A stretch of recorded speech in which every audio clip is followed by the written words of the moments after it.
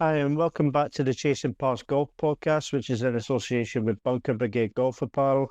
Bunker Brigade Golf Apparel is a golf clothing company formed in Lanarkshire, Scotland in 2024. Please make sure and and check the website for the latest deals. And with it being the end of season as well, there is an end of season sale, so please check out the website. In the meantime, I am joined by 2023 Belgian Ladies Open winner and a further two-time LETAS title winner as well, God.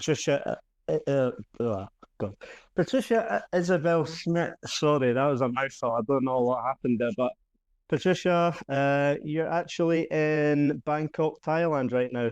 Thank you very much for coming on. Oh, thanks for having me. I am aware it is currently what's the time? It's like 9:18 in Thailand, is that right? Yeah, it is.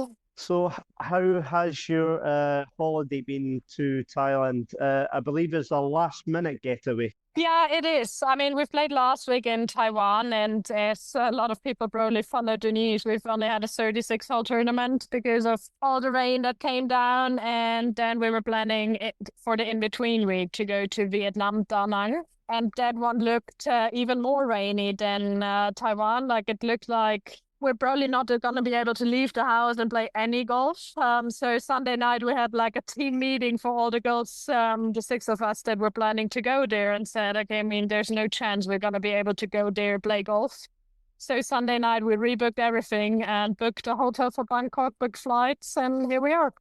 Yeah, I mean, just speaking of the Taiwan event last week, that must have been so frustrating for the players, the caddies, the volunteers, the ground staff, everybody. Yeah, I mean, it is frustrating if you travel that long and then you can't get to prepare the tournament properly and you can't play a practice round. And obviously, it's a big money event for the Taiwan tour as well as our tour. So you also want to get the 4 rounds done and don't have it cut to 36 holes. But I mean, the staff did a good job in trying to get the tournament done, and also the greenkeepers who've been, I was told, awake in the middle of the night to get the course ready to play. So, I mean, they've done their absolute best, and it's always sad to see a tournament being cut down and with the rain, but yeah, they've done their very best job. I mean, speaking on the weather this year, it seems like you haven't had much luck on the tour at all this year when it comes to the amount of rain. But like even by this year's standard, was the Taiwan rain some of the worst you've seen? I would say Taiwan's like second ranked, I would say. Since, I mean, beginning of the year in Australia, we've had a typhoon coming in, so we even had a tournament cancelled, and then the second week was still influenced by all the rain that came down. So the second Australian week, we've also had cut down and no practice round. So I would say it's similar, even though on the second week Australia, we knew, okay, it's sunshine coming. And Taiwan, there was just no sunshine we could see in the weather apps at all. So how did you find the Taiwan event? Like obviously 36 holes with next to zero practice at all. I take it in terms of that, it was just a very tough week to get going, get any momentum as such. Yeah, it definitely is. I mean, I would say most of the players arrived Sunday to, like, with the jet lag and everything, be able to prepare as best as you can. And then obviously sitting around most of the time, Monday, Tuesday, Wednesday, because you couldn't do anything. And then getting back into the tournament mode and like focusing and competitive and everything. I would say that took a little more energy than usually, because usually you're in that tournament mode anyway when you're preparing and playing practice rounds. So that obviously was one thing that was a little different to all the other weeks. But then also the Friday when we're supposed to start, or the early draw was actually starting, and you never knew, okay, when's my tea time actually, with all the suspensions of play. And I mean, I finished my first round on Sunday morning, and I think that's the first time for me as well. So I think the main struggle was you never knew when you're going to start, and you never knew how many holes you're going to play and how the next day is going to look like. So I think that was the toughest to plan. Yeah, because I believe a couple of times it got cancelled and you got called in as well, like even when you were on the course. So that must have been frustrating as well. Yeah, I mean, I was lucky in terms of I was on a late draw of the first day, so I didn't start my first day and then got called in and then started again, got called in. So I actually played 16 holes in a row, which, I mean, it sounds kind of awkward, but I'm happy that I finished 16 holes without any calling in or anything. But the draw that was early on Friday, I mean, they finished their round within, I think some girls played 6 holes, 6 holes, 6 holes. So that must have been even harder, I guess. Yeah, definitely. And I can only imagine some of the boredom that went on that week in Taiwan. I mean, I think even I seen on the official Ladies European Tour media page that they ended up getting the old Bop It thing out, like the old toy that you used to get as a kid, the old game. I'm sure I've seen that on the LT, and I'm sure I've seen Chiara played that as well, and she was pretty good at it. Yeah, I've seen the video on Instagram, and I know because I spoke to our social media guy before, and he said, "Oh, I brought a game with us this week," like knowing that it looked a little rainy. I haven't tried it, to be honest, and I haven't tried it when I was a kid, so I can't really say if it's hard or not, but it looked quite fun. I'll just say this: it's definitely so frustrating. So if you got you got the correct reflexes, etc., and the muscle memory, yeah, you'll be fine. But if not, you may struggle. That's all I'll say on that. Okay. Well, I might try when I get the chance. Yeah, I mean, you could easily just order one, I guess. But right. Anyway, so you're currently, as I say, you're currently in Thailand. So it's you, Kajsa Arwefjall, Cara Gainer, Emma Spitz, Annabell Fuller, and there's one more, isn't? Oh wait, it's you. Another German-speaking one. Little hint. Oh, Chiara Tamburlini, of course. How can I forget? Yes. So it's a six of yous. So I believe you played a little, kind of like a little 3-on-3, the German-speaking players. So it would have been you, Emma Spitz, and Chiara Tamburlini against Kajsa, Cara, and Annabell. What was that like, having a little game amongst yourselves, like to keep you going? Yeah, I mean, we're all athletes and we're all really competitive. So obviously, even though we're good friends, but we still want to win against all the others. So we played in the Thai Country Cup, 2 days ago, where the Aramco Ladies Open was hosted in 2022, I think.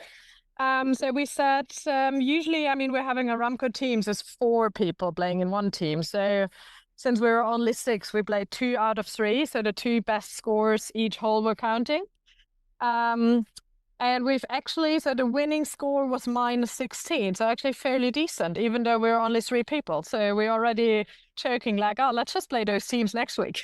I mean, fair enough. I mean, to be honest, 16 under for 3 people, yeah, very good, very good effort. What was the course like in general at Thai Country Club? Is it a nice course? It is a really nice course. I mean, the condition is amazing. And there was not a single divot laying around, all divots filled up that we made. The greens were rolling really nicely. You can tell that they're putting a lot of effort into the course. And the course, it's fairly flat, I said. I'm not sure if it's the correct description, but it reminds me a bit of a Florida course with palm trees and water lines. Yeah, no, it's like really nice course. And also, especially when you don't know courses, it is nice that you can see what you get. So that was really good on that one, that none of us knew the course and it was still playable. Like none of those courses where you need to actually have a proper good course management. So currently you are 48th on the Ladies European Tour Order of Merit with 2 events to go. That's in China and Spain for the last one. So with that being said, how would you kind of describe your 2025 season in general? Are you satisfied with what you've done this year? I mean, obviously, I've set a higher goal. I set my goals to get into the top 15 or top 10 for obviously the LPGA Q school to get into the last stage. So I haven't really fulfilled my goals, I would say. And I mean, sure, it's still 2 events to go and still 1,000 points to collect if you win twice. Overall, I've had a little rough start, I'd say. I mean, Saudi was a decent start to the season, coming from Germany where you can't really play a lot in January. But then I struggled a bit after that. And then from Korea onwards, I think I've had a decent stretch, I would say. I had 2 top 10s in a row. Yeah, so it wasn't really what I've set my goal to, but it became more and more consistent. Yeah, but I'd say as an athlete, you always want to have more than you have at the moment, and you're never happy with whatever you've done. Yeah, that's the stubbornness of the athlete, I think. Yeah. Yeah. Like just going by your results this year, as you said, that it was a kind of rough start.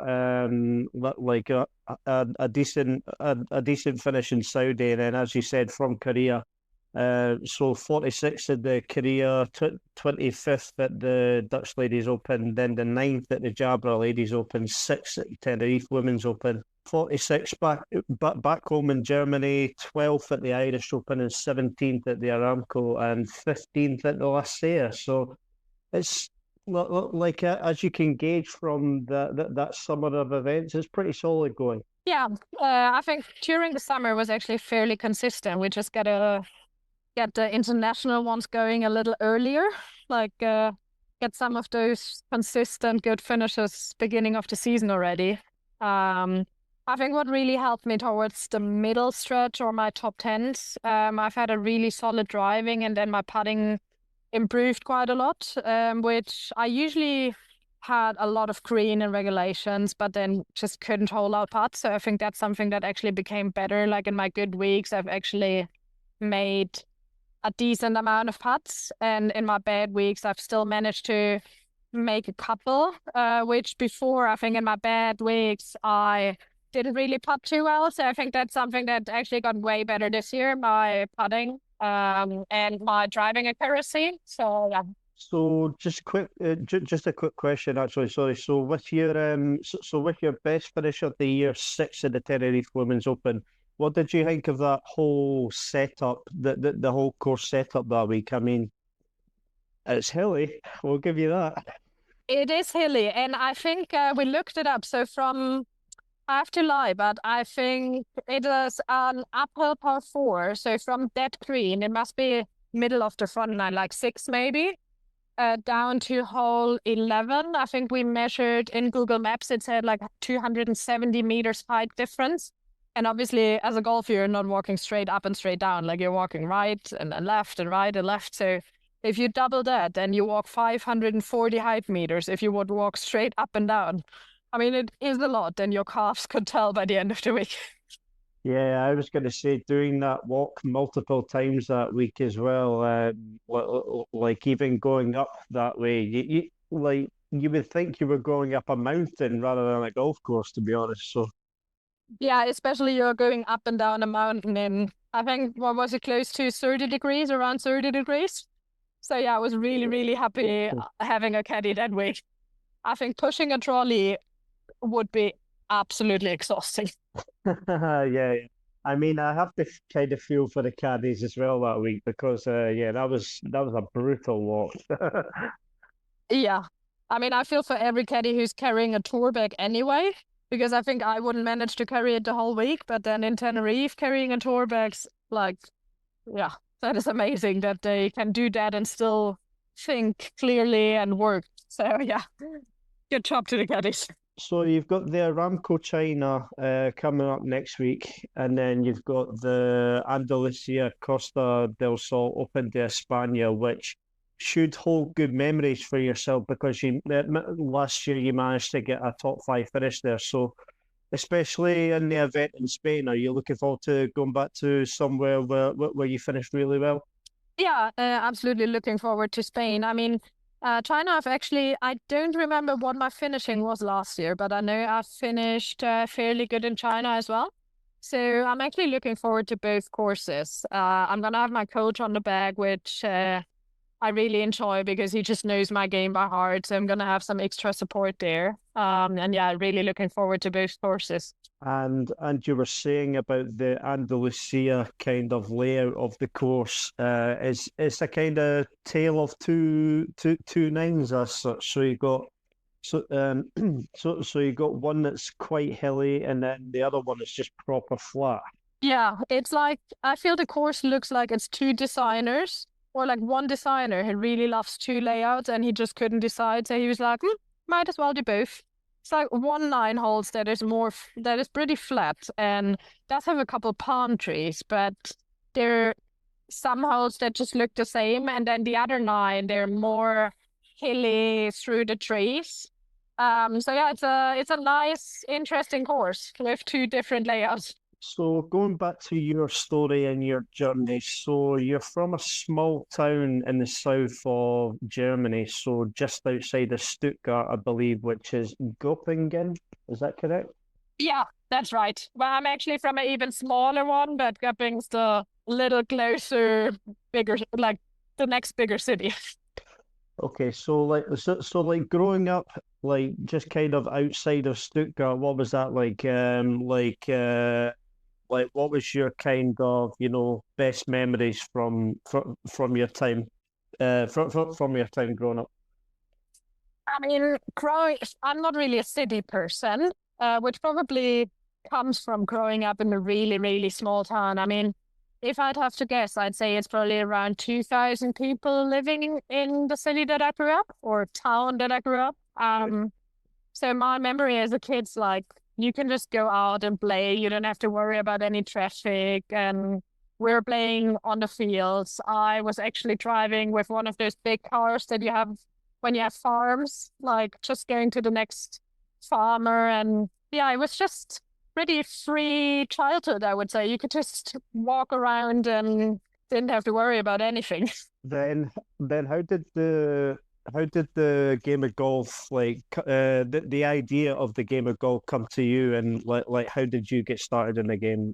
I presume it was at an early age as well. I would say it's fairly late compared to some other girls. So I would say first time I ever picked up a golf club was when I started high school. And then beginning, so my main sport, I've actually done all sports and other than fencing, I think. Like tried out everything, and my main sports were volleyball and swimming. So swimming I've done a long time in the team. And then beginning I really didn't enjoy golf because I was missing some of the adrenaline in the sport. But then obviously when I've done competitions in swimming and volleyball before, and I could tell that okay, I'm actually getting better there and I can be competitive. I think that's the fact when I started to like the game. And then also having friends in the golf club. Yeah, that's how I kind of got into it. And I would say when I was around 14, 15, I really wanted to play some competitions. Yeah, and then was a bit slower, I would say, that I got into it. Also, my parents didn't really know a lot about which tournaments you could play as a kid and where you could go for a good amateur career. So I was mainly playing in my home golf club and maybe the clubs around, but never been really traveling internationally as an amateur. So when you've got like friends at the golf club, I take it like you would just you just play non-stop, trying to beat each other like as best that you can.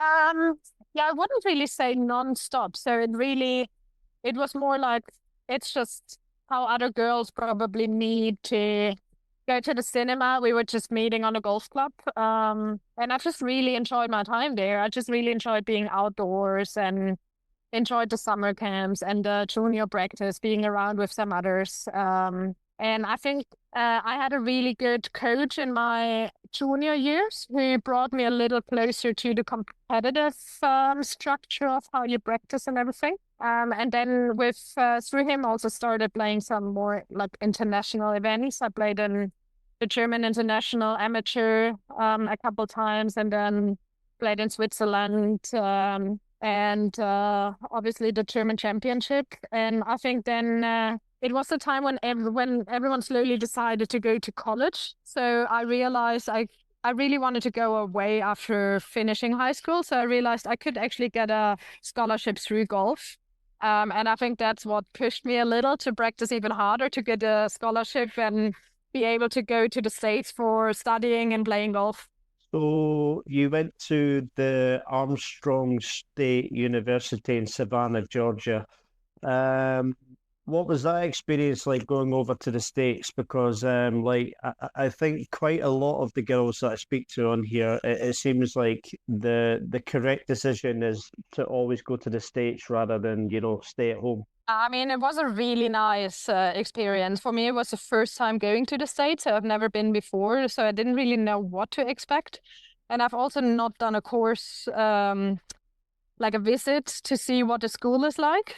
At that time, to be honest, so I didn't really know if I want to turn professional or if it's just going to be my hobby and I want to study. So my main priority was like, okay, I want to have the school that's closest to the beach, and I just want to have a smaller school and not having like a massive school where I feel like, okay, I'm coming from a really small town and I'm going to a D1 school that's so many people.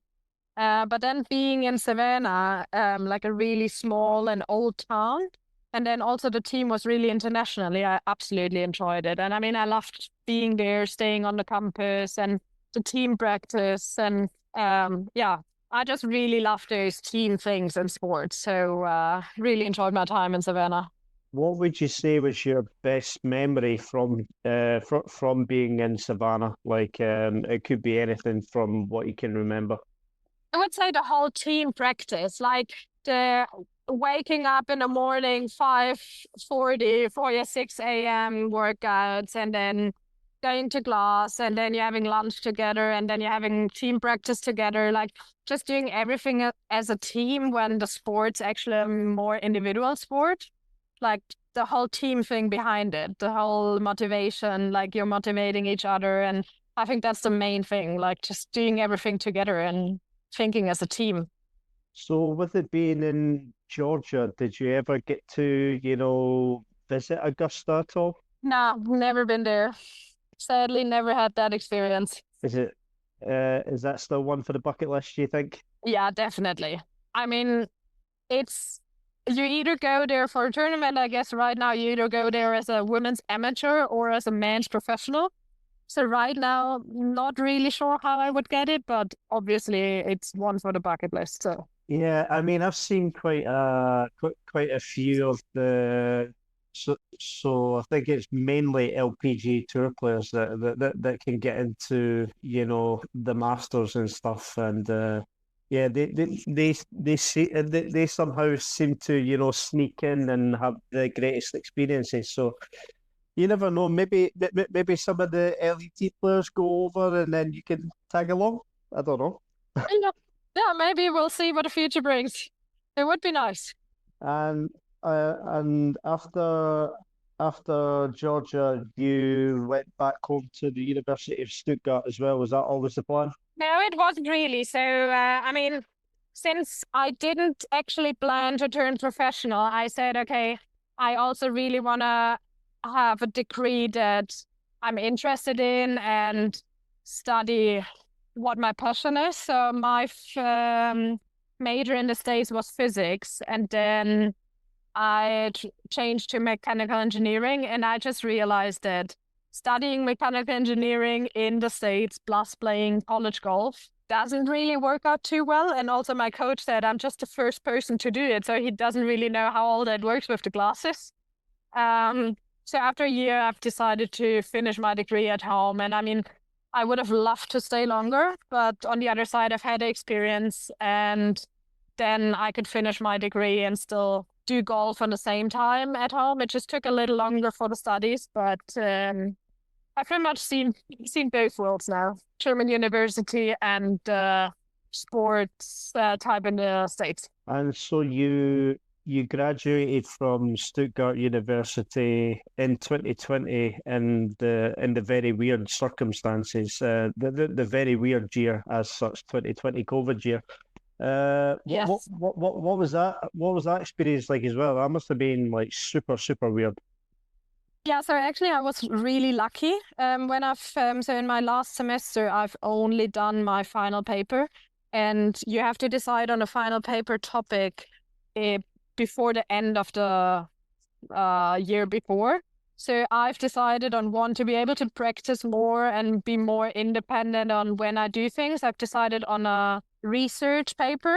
So for me, when COVID came, I was lucky enough that I didn't have to go to school, because I know a lot of people who were forced to go to school and do tests. They were a little less lucky. So I think for me, it actually worked out well. So before we go into your kind of pro journey, like you mentioned actually that you were very good at volleyball and swimming, especially with like volleyball. Was there any like did you get to any good level? I think volleyball was more, well, I've only played in a team, like a regional team at home. I can't even tell you which league we were playing, but it was just my passion playing volleyball. I think I was actually better in swimming, even though I really enjoyed volleyball. Like I wish it would be the opposite way around, but swimming definitely was my better sport. And I believe it's also athletics and football as well. Is that right? That you kind of played I've or enjoyed? literally Yeah, I've literally done everything from ballet when I was in the first school years to football. I've played tennis in a team, table tennis. My dad got me in because he's playing in a team, and yeah, I literally tried every single sport that I could try, and then to find whatever I like best. And I mean, I would love to keep all on the same time, but that just doesn't work out. And growing up, was there any like, sports teams that you followed, enjoyed? Not really. I can't really tell you why, but I've never been the person who's been following a lot of sports teams. But maybe because my parents also don't, so we've never really watched it on TV other than Formula One, which we've watched every Sunday morning on TV. I haven't really followed big sports teams, honestly. So with the Formula One side, like who's your favorite car manufacturer? I definitely have to say Mercedes. I mean, I'm from Stuttgart, and it's the hometown for Mercedes. So, and I also grew up with my dad's idol being Michael Schumacher. So Mhm. that's kind of been my idol that time, I would say. Yeah. So, So that was so, the so time like, we were watching. yeah, so like even with Mercedes in their great run of 7 world championships in a row, did you have well, obviously, did you have a soft spot for Ferrari because of Michael Schumacher as well? I wouldn't really say so. I mean, it's actually sad to say that I don't really have that big of a passion for it's like one car company, or not car company, but for like one team. But yeah, maybe I was just too young for that. Okay. And do you still watch some of the races now? Not really. I mean, now I've actually gotten more and more into golf. Like if I have an off week, I definitely watch golf, no matter who's playing, if it's PGA or LPGA, DP World Tour. I just got more and more into it. And also, I think from the professional side, if you're a professional as well, I could tell that the perspective of looking into golf changed a little. So from the beginning, more being like just following maybe Rory McIlroy and see how he wins, and now to actually looking more precisely, it's like, okay, they're in the rough, like how they are playing a shot, and like where's the ball position and what they're doing and how's like the routine looking. So I think my perspective on that golf watching has changed a little since I turned professional. And would you say you had a favorite player that looked like to watch? I really like Rory, I It have to seems say. it seems like a popular answer, to be honest. Yeah, yeah, That a Tiger Woods, like it seems like yeah. I mean, uh, they've definitely done something right, because there's so many people who probably say the same answer. yeah, definitely. Right, so you turned pro in 2021 and joined the Ladies European Tour Access Series. So when you first turned pro and you play your first pro tournament, was there any nerves at all that week? So my first pro event, I think I played 2020, just after graduating from my university. And that year I was really nervous, I have to say, because I've never played a professional event before. And then you obviously don't know what to expect. You don't know, like, if you're good enough for the level, honestly. And I think I was really scared to do something wrong, because you never know what the rules are. So yeah, obviously really nervous, but those 4 events that I've had as a start in 2020 really helped me prepare for 21 when I said, okay, I want to fully commit to the season. Because then 21, when I teed off and I was actually collecting points, I already knew some of the goals. I knew how the tournaments worked. So that definitely helped as a preparation. And so in your first full season as a pro in the LETAS, you managed to get 5 top 10 finishes. I take it that was a very satisfying first season for you?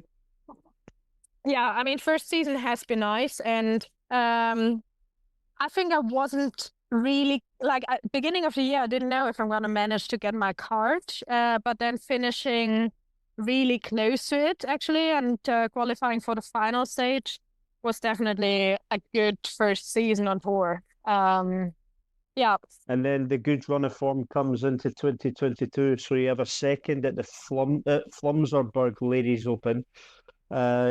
You also had another second later on in the year at the Trust Golf Links, and then comes your first professional victory at the Big Green Egg Swedish match play, where you beat Lauren Holme 4-2 in the final to win that trophy. So when you managed to win the Swedish match play, what was that feeling like when you knew you had won? I mean, that was amazing. And honestly, well, it couldn't have been in a better place, I would say. So I've turned professional in Sweden, and Sweden was my first ever professional event. And well, I do have a Swedish coach since many years. So, and we've also always gone to trainings camp in Sweden. So it had to be that country where I get my first win, I guess. I mean, sometimes that type of luck happens, like a special place, a special country. Funny things can happen, and you can win. Yeah, that place definitely something special. So as I said, the 2 runner-up finishes, the win, like a few other top 10 finishes as well, including 6 at the Rose Ladies Series as well. So, like, playing the Justin and Kate Rose Ladies Series events, like how kind of thankful are you to what Justin and Kate are doing for the women's game? I mean, they are doing an amazing job, and especially also if you look at the other Rose Ladies events that they were providing during COVID for all the English players to still be able to compete week in and week out is amazing. And I still remember, so the Rose Ladies Open, when I first played it, I mean, on Access, you're not provided with Pro V1 balls, and you're just pretty much showing up, and it's more like a normal course setup, I would say. You can't really compare it to a Ladies European Tour event. And then you show up to a Rose Ladies event where you have it's the small things, but it just adds up. You do have a players lounge with a pass. You do have a parking special for players. You do have Pro V1s on the course. You do have someone there who can measure your lofts and lies, and it's just all the small details that they've been taking care of to make that event really special. You can tell that they really, really want to support the women's golf and give Access a really good and big event. So yeah, they've been doing a great job. And, obviously with Justin Rose in his legendary career as such, him as a person being there in support of the ladies' game as well. Like, did you manage to meet him that week? Yeah, so we had a Pro-Am dinner all together. And during the Pro-Am dinner, he was there as well. And did a Q&A where you could ask something. And then he was talking about his tournament preparation and his career and everything. So obviously it's really nice to see. I mean, he must have a really, really busy schedule with playing on the PGA Tour and still taking time to show up in person and meet all the girls from Access and take time to answer some questions. It just, yeah, that's so nice of him. And I think it's also so many girls probably have him as an idol since then because he's like so close, or like not close, or it's like you could just normally talk to him and he would just stand next to the tee. He would walk with you on the fairway and watch the tournament. So it was a special experience. Well, they don't call him a legend for nothing, so. Yeah, true that. And actually, just alluding to your point there, I believe that I believe that Helen Tammy Kurtzer's favorite player is Justin Rose as well. So there you go. Oh yes, he is. So whenever he was playing, and so I'm really good friends with Helen. So whenever he was playing, and we were on a tournament, she was following every single shot when she wasn't playing herself. She's an absolute big fan, and I remember I think it was it either this season or last season when she played the Access event, and she got to meet Justin Rose and take a picture with him. And yeah. I mean, memories of a lifetime, I suppose. Yes, definitely. Yeah, I think maybe one day Helen should get the chance to interview Justin. That would be quite fun, wouldn't it? Yeah, I'm pretty sure she would be as nervous interviewing him as probably teeing it up on a major because she's just such a big fan.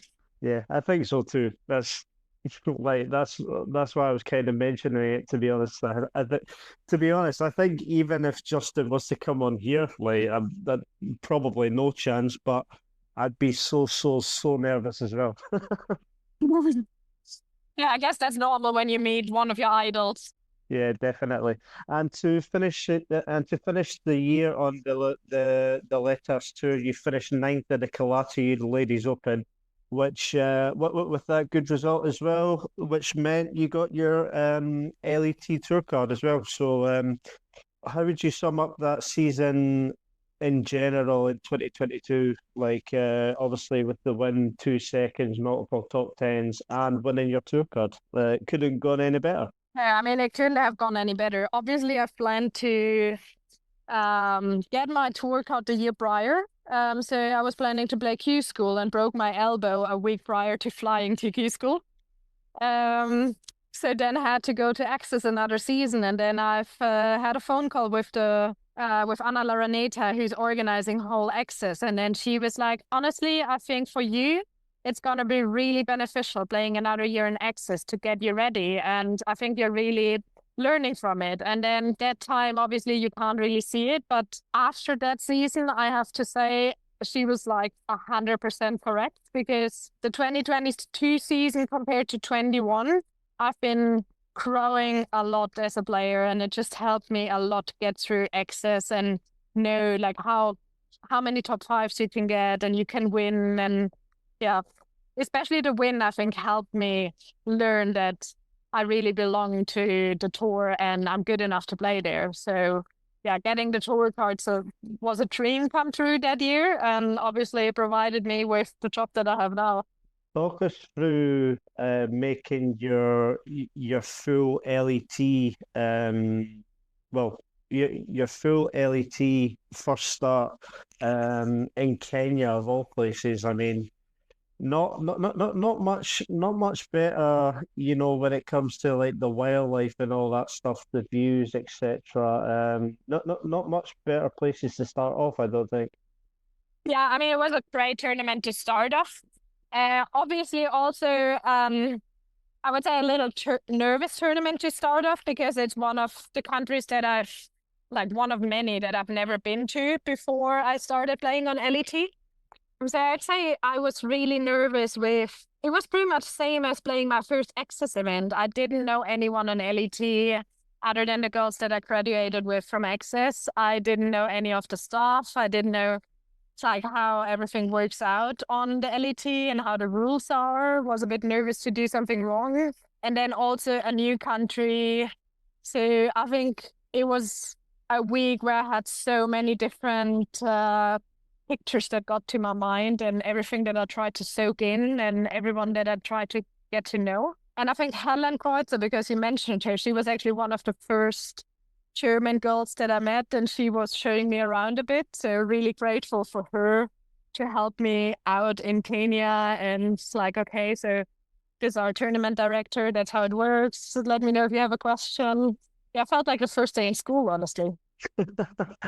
I mean, that's a fair observation. I mean, to be honest, it like when you go into any new, well, technically a new job because you're moving up a level, like it can be easy, especially the first time around to get used to everything. So yeah, I can only imagine how you were feeling back then.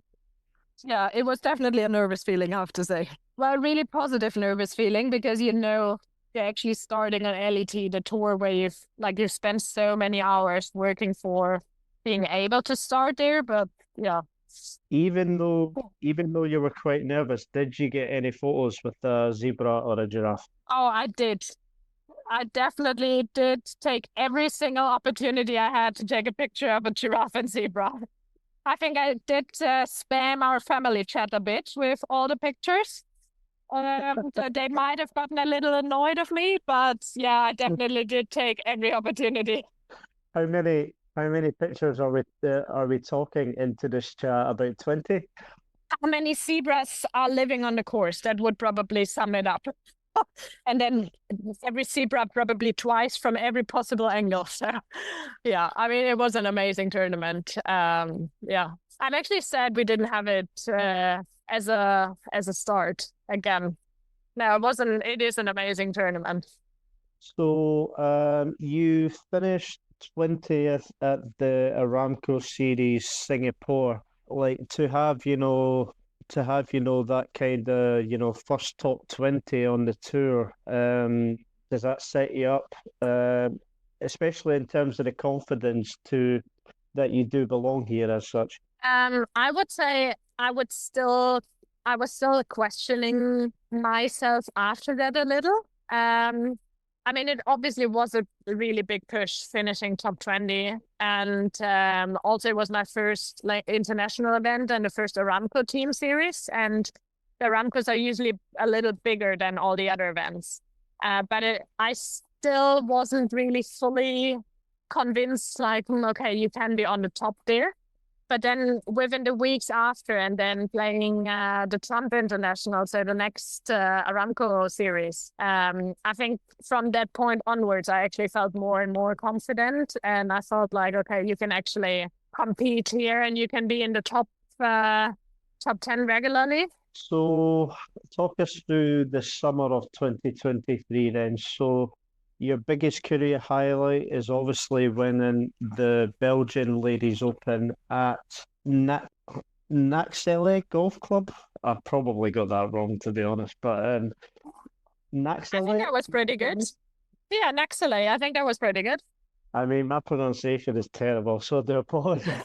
But but you finished 11 under, winning by 2 to Maria Hernandez and Chiara Noya.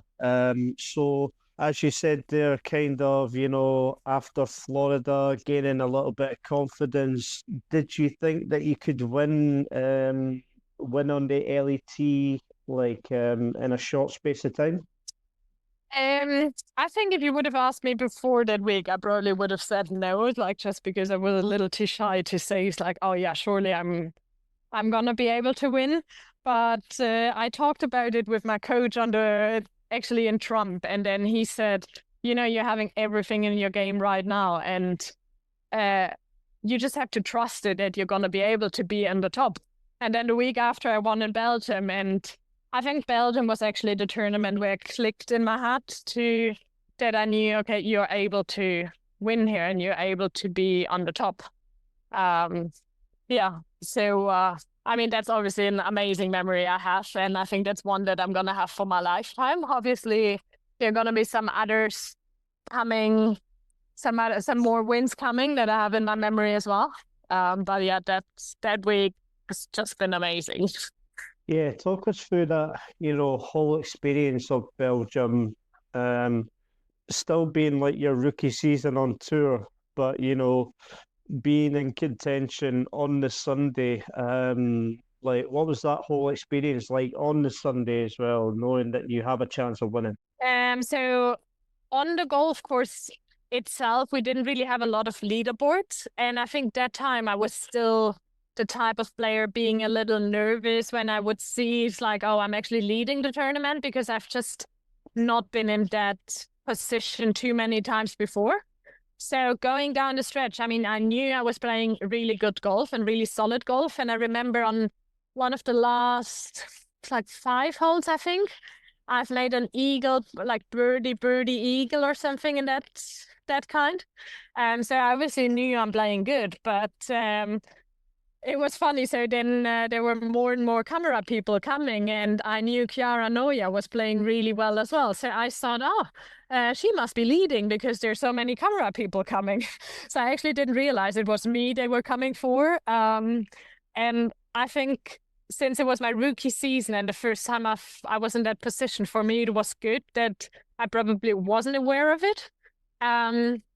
Yeah. But then still, like, I knew I'm gonna have a really good finish. And I remember the last hole year, it's like I've hit driver down the middle of the fairway, and then you're having a pin position towards the right, you're having water on the right as well. So I think being a little nervous, I've hit it like 10, 12 meters off the flag, and I had like a 3-foot putt for par, which you would, like on the putting green, you would probably not even align it. And I know I was so nervous that I had to put away my putter a little further from the ball because I was a little anxious I'm gonna touch the ball when I put it like right behind the ball. Yeah, I mean, it's an amazing memory. And it was also the first time my dad came to caddy. So it's, I mean, really nice I could share that moment with him. Wow, that's a memory any father can take for the rest of their life, knowing that they've helped their daughter to, their first professional win at the biggest level. Yeah. Yeah, I'm pretty sure he's also going to remember it. We're also having a picture, like a really cool picture together that I stood up in the apartment. So yeah, I think that's gonna be one we're both really proud of. I know that tour life is pretty relentless. Like when you win a tournament, then it's on to the next one. But did you get a chance at all to celebrate, like a Belgian waffle or something? Oh, I wish, but we've actually had the US Open qualifier on the day after. So I've won on the Sunday. Monday, I've had a 36-hole US Open qualifier. So I actually got a basket of fresh strawberries that we've had on the evening. So maybe if that counts as a little treat for the win. Maybe. I don't know. It depends if you're savoring it. Yeah, so I would say that was our celebration, and then drove home from there. The week after we had a tournament, but I said, okay, I'm just gonna really, well, not be too disciplined, maybe go out with friends and celebrate a bit and take it a little more relaxed the week after, and actually just enjoy the memories that we've just had on the week before. So last thing on Belgium. So when Tristan and George are coming round, like you know that you're playing well, right? Yeah.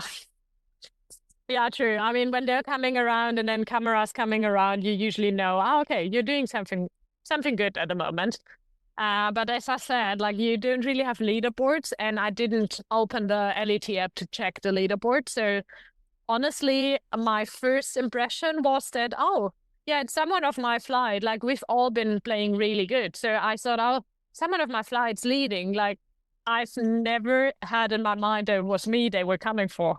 I actually thought, oh, yeah, it's like nice getting pictures, but I didn't expect it was about me. Have you ever heard of the death story? Like to me at the Tenerife Women's Open, while Tristan Jones was driving up that hill at number 5. Yeah, just about died. Yes. No, I actually haven't. Oh, right. So obviously, I think it's the fifth hole, which is right at the very top of the hill, which you were kind of going on about. So obviously, that whole course, like you effectively have to go around in a cart. So I so I jumped into Tristan's to Tristan's cart to go up the hill, etc. And God, he thinks he's Lewis Hamilton, and then there's me at the very back holding on for dear life while he's driving up this hill. I'm like, oh my God, I'm gonna die here. Yeah, I can picture that because it is really steep slopes up there. He thinks he's Lewis Hamilton, man. Yeah. Nah, that's pretty crazy. But yeah, that's a near death experience. So yeah, there you go. If TJ Snapper is somehow listening to it, yeah, don't ever do that to me again. Right. Anyway, so going on to 2024. Um, so like again, it was a pretty consistent year for you, and then dropping back onto the LETAS tour in Sweden again. You seem to love to win in Sweden, don't you? At the Ahlsell Trophy. Talk us about that experience. I take it that was just, one of them weeks you thought you had a chance to win, and then at the end you did. Yeah, I think that week we had I have to lie, but I think like 3 or 4 weeks off because of Olympics in the summer. So I've obviously been home for a bit, practicing and preparing for the next stretch and taking some time off to recharge. And then I said, I mean, it's Scottish coming up, and then I wanted to qualify for British Open, so it's actually quite big events. And I felt I'm best prepared if I'm just playing a competition for preparation, and then during a competition, you can usually see if your work paid off or what you have to work on to prepare best. So we've decided that I'm going to play the Access event and see where we're at. So since it wasn't my main tour, I went to Sweden really, really relaxed and without any pressure, I would say. But then on the other side, I also went there with so much confidence. I think it was one of the weeks where I teed up, and even though I played only one practice round because I arrived the day before the tournament start, I didn't have a single % of doubt in myself. Like, I just showed up and I felt like 100% confident, and I think that was something that helped me so much through the week. Yeah, I mean, it was a really, really good experience winning again in Sweden. Yeah, it's tough to describe into words those wins. Same with Belgium. It's so tough to describe that feeling. It's just really amazing, honestly, when the work paid off. It's like a big relief, I would say, that okay, whatever you're doing it right at the moment, and it's the right direction, and just keep going. So it's fair to say probably with that week at the Ahlsell Trophy, like just getting the reps in before like the bigger tournaments. It's fair to say that it's fair to say that you probably thought you're one of the better players on the tour. You got every chance of winning it. I think I went there knowing that okay, this tour is where I got my career started, kind of, and saw it as okay, I managed to get my card there, and I managed to get a win on Access, and I've proven on LET that I can win, so why not win here? And I think that's the mindset I went to the tournament, that like the mindset of I know I can beat every single player if I'm in a good mindset and if I trust in myself. So yeah, I obviously went there and had the goal to win 100%. And then at the season ender at the Andalusia Open de España, as we alluded to earlier, you finished fifth. What was it about that week that you felt comfortable with? I think so. I've been working with a new mental coach since last year, and he's really helped me get me into a good mindset just before the shot, like trying to be in a relaxed mindset between the shots and really getting that focused and like inner fire just before the shot. And I think that's something we've been working on a little just before the week that we started. And I think that really helped me to like not be shy of any shot, no matter how hard it is, but be confident and see the opportunity in every shot and like give it a chance. And so I think that mindset from like being in Sweden and also the mental work we've done towards Spain was actually one big point that helped me for those 2 weeks. Would you say that course Wale Horthy is one that suits your eye? Yeah, definitely. I mean, it suits my eye and it suits my game because you were able to reach all par fives, I'd say, if you hit it a decent length off the tee. So that obviously helped me. And I think I felt really confident off the tee box. And then using my distance off the tee box helped me get into a good position towards the green and give me a lot of chances. Yeah, and it's a little wider open, I would say, towards the finish, which definitely helps in case like you get a little more nervous, okay, there is space and you don't have to worry. Yeah, I really like the course. Yeah, because you're known for your kind of distance as such, like driving distance. So like when it comes to these type of courses, like when it involves the driver, etc., like you've got a good chance. Yeah, I mean, I would say I'm more a player that suits a course where you can hit a lot of drivers versus, for example, the Daily Golf and Country or DLF Golf and Country Club. I mean, it's more a course where you have to place the ball on a specific spot. And I would say those courses that we play where you can hit drivers, have advantage of your distance, that's more the courses that suit me and my game, which obviously was the final event, and I'm hoping to have similar memories after this year again. Well, fingers crossed for that because it's only 3 weeks away. Yeah. I mean, time flies, doesn't it? It definitely does. We were actually talking about it here the week in Bangkok as well, that we've been here from Monday to now Friday, and it feels like we've just arrived here. It's like time flies by so quickly. It's crazy sometimes. I mean, when you do what you love, time flies by. Yeah, no, 100%. So what would you say is the goal for the next two tournaments? Like if you set yourself any mini goals for the next two tournaments, what would you say?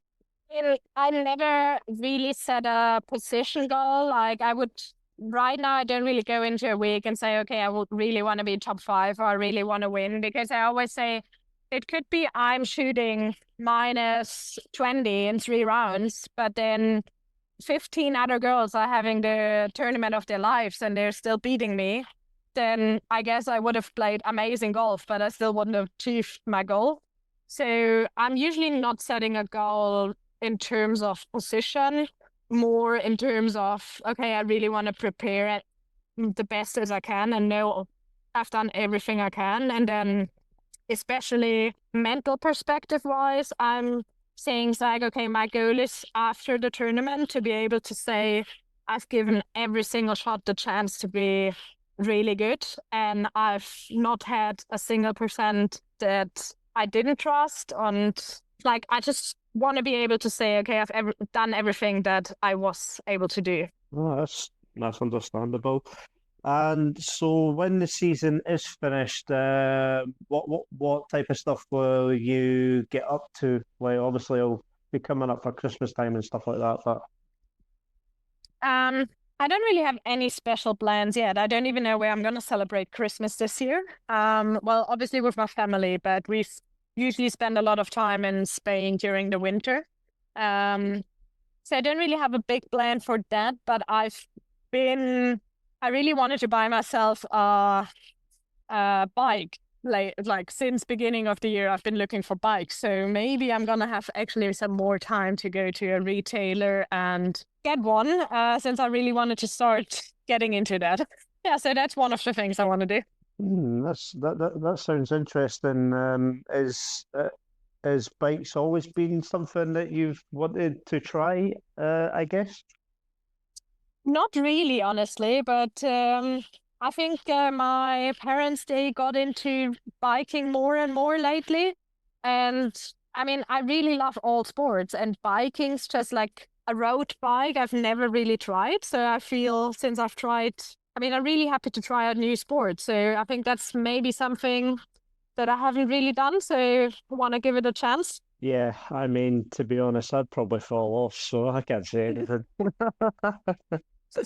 Yeah, I'm not sure how it's gonna work with me because I'm not sure when was the last time I was sitting on a road bike, but we'll figure it out. And I guess you have to try to see if it's a thing or not. So what we're gonna get next? We're gonna get a Ladies European Tour cycle series where, like, you and a few other of the LET pros go on like a road trip or something like that.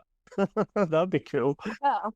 Well, maybe. I mean, there are more and more girls who get into it. Madeleine Staffner, I know her a bit from tour, and she's actually gotten into road biking as well. And I mean, Anne van Dam, everyone knows she's been cycling for a long time already. So I guess we'd find a couple who would join the tour. Who would you like to join you on, like, a mini series as such, like on the bike? Well, honestly, I know she's not into biking, but I think Cara Gainer, so she's my closest travel buddy, I would say. But I think biking with her, since she's as experienced as me, so we both haven't done it before, I think that could be really, really fun. And just get Anne van Dam for that extra security as such. Yeah, I think Anne van Dam for our guide, I would say, to learn us the biking 101. Anne van Dam would be really good. Yeah, but then we need to get her someone who's actually experienced, because I guess she would lose interest if she has two beginners. So maybe find a medium handicapper and then two beginners. Yeah, it would be fun. So knowing that Annabell is here right now with you in Thailand, has she got you on the high rocks craze right now? We've actually done a workout together beginning of the week, because I really love working out as well, but we haven't done a high rocks. I have to say that I really got into the high rocks lately at home. So our gym, they're having, I think, 3 high rocks classes a week where you can just sign up for an hour, and then you're obviously not doing the full high rocks, but I was kind of trying it out because I knew we're doing the travel together, and I thought, okay, I might have to try the high rocks before we do the Bangkok travel to be a little prepared. And I really enjoy it. I mean, something completely different since I usually only work out with weights and not really the high intensity type of workout. But I can tell why she loves it. I mean, do you struggle to catch up with Annabell at all? Because, like, when she's in the zone, she's like beast mode, like unbelievable. Yeah, I mean, I wouldn't want to go for a run with her because I would definitely struggle to catch up with her. Weight-wise, I think we still have a similar level, but the running part, I think I would have to find a group that's running a little slower and not sprinting. That's fair. Right, so just a few general things to finish off. So, how many hole-in-ones have you had in your career, do you think? 0. 0? I've had one albatross at least, but I haven't had a single hole-in-one. Wow, that's crazy. No, that's quite sad. But I always say at least I have an albatross, so maybe that makes up for it. I mean, like, maybe if it doesn't happen this year, maybe 2026 is a good omen. You never know. Yeah, maybe 2026 is a good omen. Let's see. With 2 more events to go, so maybe it happens in those 2. It would be nice to have it in a tournament.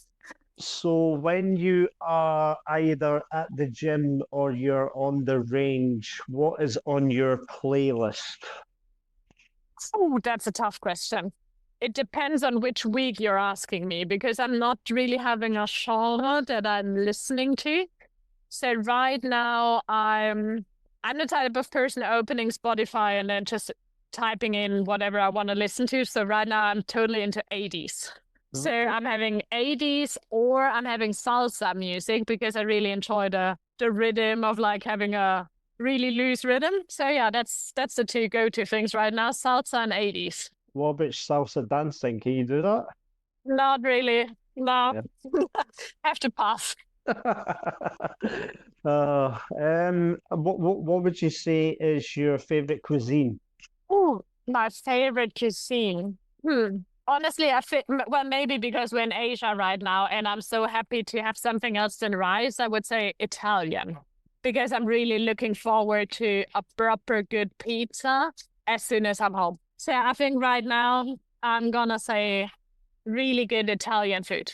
I mean, pasta and pizza is always a good go-to. Yeah, no, fair enough. Are you a sweet person or a savory person? Not sweet. I would say, well, yeah, kind of sweet, but Haribo as sour as possible. Oh, nice. You can't beat a Haribo, to be honest. But it's actually, I just don't know the name. So there's one type of Swedish candy, and so Anna Magnusson, Swedish player, she's always bringing it to tour. It's they only have really small packages, and it's like round, multiple colors, and they're really, really sour. But you can only buy them in Sweden. I think it's called Super Sur or something. It has a big S on it. So yeah, so for everyone who likes sour, that's a really go-to thing. I would have to look it up what the name is. What would you say your favorite golf courses that you've played? Mm, I think Singapore was one of my favorite ones. It might be because it's also been my first international event, but I think Singapore was an amazing course. Favorite? So, like, I know obviously you are in this for yourself, but like, if you had to watch someone on the LET, like you had to watch their swing, who are you watching? And the LET. I mean, Anne van Dam's swings really nice. So I think her swings really nice to watch. Yeah, I mean, I would say that's my pick. And then outside of LET, I'd say Nelly Korda. yeah, I thought that would be the answer, to be honest. Yeah, it's just so smooth and so effortless. Yeah, definitely. So the final question, actually, so I've done this with Natasha Hostel on the last episode. So if you had to build your ultimate golfer LET edition, who are you taking? So we'll start with power. We start with putter. Uh, power, uh, power. Like off the tee. Off the tee, I'd say, ah, it's a tough one. It's like on one side, I want to say Anne van Dam, distance-wise, but then Shannon Tunn, she's been number one in fairway hits, and obviously that's, can we mix those two? Like have Anne van Dam's distance, but just the highest statistics in fairway hits? Yeah, I guess so. Yeah, I'll let you have it. So we'll have ABD and Shannon Tan together. Yeah, well, yeah, I think I go with that.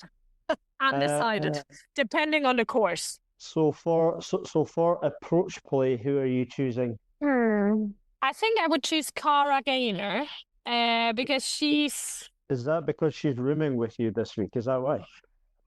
well, I'm actually outside, so not because of that, but she's a really hard worker, and she's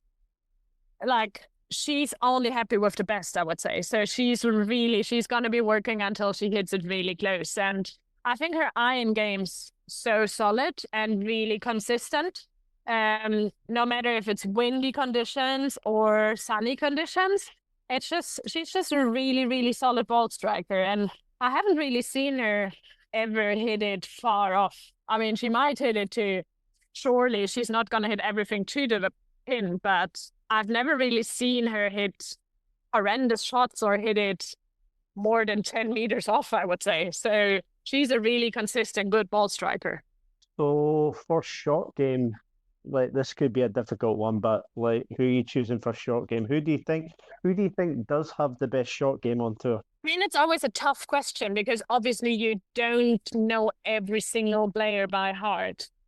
I mean, the Spanish players, they're well known for their short game. And I think I just haven't spent enough time with all of them to know like which one's amazing in short game. But I know other than Spain, Emma Spitz, she's having an incredible short game. So I think I'd go with Emma. Okay. And the putter. Here comes the tough one. Putter, I go with Chiara Tamburlini. Oh, Natasha Hustel said that as well. She went with Chiara Tamburlini. Yeah, I think she's having her own style of putting. I mean, putting's so unique anyway, but she's having her own style of putting. But also when we played our match play the other day, she's just here and then holding out from where you don't even see the putt going in. And yeah, I think she's a really, really good putter. Especially when it comes to pressure, I feel her putting gets even better. And the last one, mindset. So who do you think has the best mindset on tour? Oh, the best mindset. I mean, mindset, it's got to be a combination of you're really competitive and you want to be your best, but then on the other side, also having fun out there and showing that it's your absolute passion. Ooh, that's a tough one. Honestly, I can't decide on that one. Yeah, I was going to say, to be honest, it might be a little bit of a rogue shout, but I was going to say kind of, so she's known for being one of the funnest players on tour, but I do think she's got a serious side as well. Nuria Turios is quite like that, I think. Nuria, yeah, true. It was actually in Singapore, my first Aramco. I played with Pauline and Nuria together. So you can imagine our team spirit. We've had a birdie dance that also the caddies had to do. So yeah, that was fun, definitely. Yeah, I mean, Nuria, she is fun. Yeah. Yeah, she's definitely always bringing a laugh to the tour. Yeah, definitely. So we're going for Anne van Dam and Shannon Tan. We're going for Cara Gainer. We're going for Emma Spitz, and we're going for Chiara Tamburlini. Not bad team. Yes. Yeah, I think it's a good team. That one would definitely be a winning team. And last but not least, so where would you put your so if you had to say your biggest strength and biggest weaknesses, what would you say? I would say my biggest advantage is my distance and my iron game, I would say, is my biggest strength. Or like my long game is my biggest strength. But then my short game, I would say, like chipping, scrambling is my biggest weakness, where I can approve definitely the most. No, that's fair enough. Right, so Patricia, I do realize it's now like well, coming up, close to 11 o'clock at night in Bangkok, but I really do appreciate you coming on while you're on vacation. It's very appreciative, and yeah, all the best for the final two events of the year. Fingers crossed. Thank you so much, and thanks for having me. It was really nice chatting to you. No worries, absolute pleasure. And yeah, like enjoy the rest of your time in Thailand, and then well, it's off to China for you, isn't it? So yeah, off to China on Sunday we go. oh, more Asian foods, more rice. What can you want? More rice, yes, one more week. But I know we've been to China last year and they're having an amazing tacos in the hotel. So that might be my go-to for next week. Oh, nice. No rice at all. No rice. Well, I don't think I'm going to get through no rice, but we're definitely going to have a taco evening. Sounds fun. Sounds fun, right? All the best. Thank you very much. Cheers. Thank you. Bye-bye. See you later. Bye.